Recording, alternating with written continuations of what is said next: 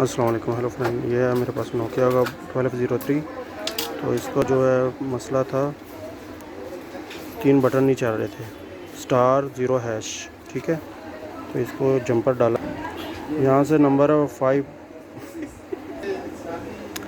5 point है, ये capacitor है, उसकी आउटसाइड पे ये जंपर किया। ठीक है, यहाँ से लेके तो उसके बाद आपने ये दरमियान वाले पॉइंट पे आपने जंपर कर देना है। ठीक है, ऐसे जंपर करेंगे 90% जो है 100% जो है वर्क करेगा। ठीक है, आपको वर्क करके दिखाते हैं ये वर्क कर रहा है या नहीं वर्क कर रहा है। ठीक है, ये देख सकते हैं, यहाँ से हम स्टार को दबाएंगे, स्टार वर्क कर रहा है, 0 वर्क कर रहा है और हैश साथ में वर्क कर रहा है। ठीक है,